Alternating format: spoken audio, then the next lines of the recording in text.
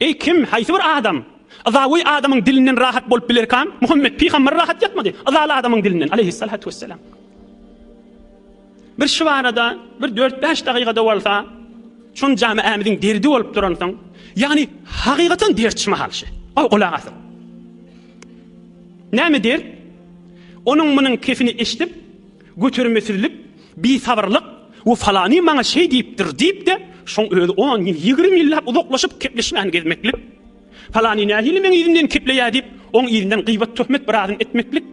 Falani men izinden şey deyiptir deyip, ya çın ya yalan ogurluğunda belli diye. Koy çın bolsun şu, falani'nin şey diyelim. Onun izinden nehçe güller töhmet, onun arasında ne kadar nemimet ve kepçiçilik, onun arasında ne kadar puzulçılık, onun arasında ne kadar doğun arınlaş ara kesilmek, onun arasında ne kadar kıyamada gidişmek. Ne hemen üstüne? Fakat kefin üstüne. Fakat kefin üstüne. Fakat bir dilin ucundan çıkan kef. Eğer bir adama aydılmalla olsa, Resulullah aydılmırdı. Şu zamanın adamsa da, kafir Müslüman hem mekşit depedesin bilye, Muhammed Resulullah'ın arası adamdığı, anamlı adamdığı, eminliği, sadıklığı, afifliği, tayyipliği, tahirliği, araslığı, doğruçuluğu, kim bilmiyor onu? Şuna aydılıyordu. Azal kef zol atılıyordu her yerden. Sana, ya zenanana, ya içeriğine, azal kef aydılyan vaktinde, zenanana ait, sen erka adam ahim. Enine ait, bir erka adam ahim. Doğununa ait bir erka adam ahim. Uy bizatta da zat değerdirdi. Resulullah bagat azab veriliptirdi. Resulullah yok yerden gürrünler aydılyanmıştıkdı. Gözde yerden tutup peygamberimize azab veripdi ola. Yerden tutup. Allah ayet verdi. Sen şon almalı olyan. Men sana akt ettim diye ayet etti. Üstüne ayet getirip cevap veriyordu. Hadirune çilidi azabada. Hadirune çilidi azabada. Kafirler peygamberimize yamanlayan kitaplarını okuyup bilyamız okuydan görün. Şu hükmen şu gürrünün önünden çıkar. Öyneki gelin arttır deyip. Hadirune çilidi ba. O ikimiz öyle içerimizde aklar aytman. Bize aydırsın nimeli. Näme çıksın näp yörüp demeli. Onun üstüne bigat gıybet, töhmet, bigat narahatçılıklar. Yani iki tane ulukan peyda vardır. Çünkü adam hatta biz öz yanımızda mıdam başı vurun geliyen adam. Bize bir azal kepler ait gele, bir götürür yağlı diye aydılyan kepler değil. Yok götürür yağlıdır. Hükmen götürür yağlıdır. Allah Teala kaybet ya bir tohur adam. Allah Teala sevvetiyle. Peygamberim de sevvetiyle. Biz näme mutlu götürmür yana. Evvelena götürmeqinne veliyan malta. Sabretmeğin özü bir ulukan ibadettir. Sen sabretsen. Ey Resulullah azab verilýänmişdik. Ayal, ece, doğanım, ödüm. Ay, Hudaý üçin sabr edildiýsen, sowap biradyn kazandyň. Yani yüzüňi, kabryňy nurletdiň, kıyamadyň nurletdiň. İkilenjisi de, hemme kişiň we hemmemiziň bilýän zadymyz. O da näme? Hemmemiziň bilýän zadymyz. Bir adam sana azal kep aýdyp duqa, azab berip duqa, sen näşon sabr etseň, bir Hudaýa ýakynlan ýanyk bolýandyrsın. Hemmemiz bilýänsiniz.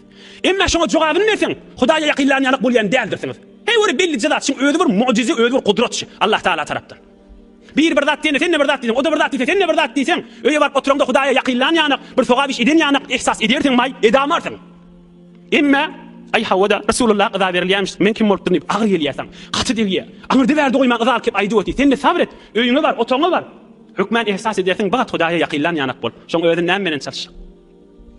Şoň özüň zat bilen çalyşyp boljak ki, hem Resulullah'ın yaşayışından, hem Resulullah'ın zindigi namasından, bundan bir güýçlürek bir misalny aýdyp berin. Hem gürrün kamil, hem Resulullah'ın zindigi namasy. O kulak asın, kan dertlimiz derman bolmagy bir sebep bolmaly gürrün şi, belkim Allah Taala eserin bersin. O kulak asın, ýöne de kulak asmaň. Ýüregiňi de ýalňyş aýdyljak, indi kaýdyljak gürrün. An Enes radıyallahu anh, kuntu amşi ma'a Rasulillah sallallahu aleyhi ve sellem, ve aleyhi burdun necraniyyun galidul haşiyeh. 10 yıllap giyceunni Resulullah hıtmat eden Hazreti Enes aytdiýär. Sowuk hawalarda oltuğuna saklap, suwu kızgınca edip Resulullah jan daňdan ewinçäk, selälik wagtynda namaz okuyjak bolna, oltuğundan künnügi çykar, ýylja suw etip berýän sahaba. Ey Enes, biz suw näme ýylja da ot ýok diýipdir. Ya Resulullah, bütün akşam da şunu oltuğumda saklap berişim, sana ýyljak suw bolsun diýdim diýen sahaba. Şol hıtmat eden sahaba aýdýar. Bir gün peygamberimiz bilen bilece yürüyüp barýardım. Peygamberimiziň de bir galyň haşiyesi kenary galyň geyim geyipdi.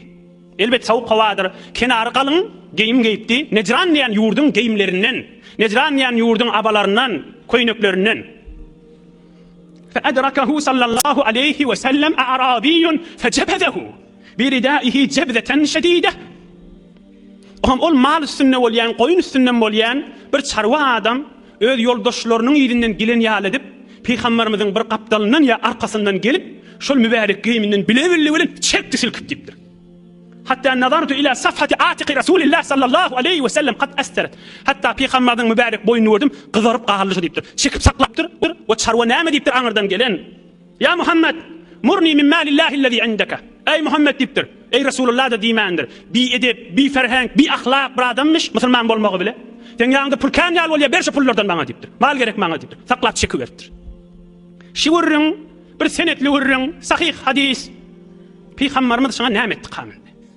Nagat zaye, nagat adam awry bilen oýnajak, bir pikirden görün hyýabanyna, şuhydan bir dosyň da şeýse, ey näzir adam sen diýip, özi bir kıyamatlyk bolunjak görürüňşi. Gelip şol bile-biligi bilen çekip saklap, bolmaňa pul berdir, Beytul Maldan pul berdir diýipdir ýanky adam. Peygamberimiz näme etdi kamşyňa? فالتفت إليه رسول الله صلى الله عليه وسلم ثم ضحك ثم أمر له بأطا. حديث صحيح. İzni vakıp gülüptür Peygamberimiz. Yıljarıptır. Palani deyiptir, şuna bir miqdar Beytul Maldan mal verin deyiptir. Bir gülkü bilen hemme wurrun tamam etipdir, yatıptır. Öýüne barda agdymanlar. Sahabalaryň oturşygynyň arasynda gürrüňe salmandyr. Soňralarda da men gürrüň etdirmändir. Tamam kitaplarda Peygamber Muhammed Resulullah aleyhissalatu vesselam'ın pispelçilik gürrüňiniň içinde sekte dolja goýulapdyr bu gürrüň. Näçe wagt içinde öýde gürrüň bolmaly zatçy. Ey bir biýede adam bir ýerden geldi, palan boldy diýip Peygamberimiz öýüne barp gürrüň edäm al zatçy. Enelerimizin ýanynda agdymanlar şol öz enanalarynyň arasyna tabar. Näme diýip bu zatlaryň pikirini we bu zatlaryň bernamasyny däl Resulullah jan. Kefin ýedinde bolup we sahabalaryna terbiyet beripdir, kefin ýedinde ýaşamal etmeli däl etipdir. Şu gürrüň soňram hiç meclislerde oturşyk, akşam o günlük oturşyklarda agdalmellerden şo gaşyny galmal etipdir da bir gülkü bilen tamam etipdir. Bizle bolmaga qiyindir. Bizle ýaşamaga qiyindir. Ýöne hi bolman ýaşaýyşymyzy Resulullah'ın ýaşaýyşyny ýadymyza salmaly bolur tahim. Peygamberimiz şizre gürrüňler geçipdir. Ay men sen näme bolupdyr tahim diýmeli bolur tahim. Resulullah'ın ýaşaýyşy bir pikirden görüň, öz öýümizde hökmände başa düşýär, hemmemiziň başynda ba. Ay diýäne bu zaman asen bir dert men bu gürrüň üstüne kandyrmak haky başma. Dogan-dogandan kiýin näme kepden çyrip. Hemsaýa kepden çyrip. İlgün kepden çyrip. Fakat dillen çyrip da. Resulullah meger ada berilmändir. Ýene mehabbet bilen hemmen gül. Abu Lahab madam kellerini qumuk ýamışdy Peygamberimiz. Madam güler ýüzü bilen taw ýamışdy Peygamberimiz. Az gürrüňler däl kişila, oglan gürrüňler däl kişila. Eger şo wagtda bir jegedek imtihan içinde bolsa, den anaňa, içeriňe, en ataňa doganyňa aýsaň. Ay palanjan Resulullah şygadyr ada berilýärmiş Muhammed Peygamber aleyhissalam bizden näme bolupdyr diýdiň. Bay öýüňe rahmat ýagar. Bay sana sabır ýagar. Bay bereket ýagar. Ýagmazmy? Elbetde ýagar. Elbette ýagar Resulullah'ın gürrüňinden şomoga agza. Peygamberimiziň adyny tutawur salawat okuy. Bizde kim bolupdyr si? Gör Hudaýdan näçelesen galbyňa içeriňe öýüňe näçe nurlar ýagýar. Onu agdalana. Bu kulli ýaşaýyşlar bir forum bolupdyr. Biz atlaň gürrüňinden çykylmaly etipdir.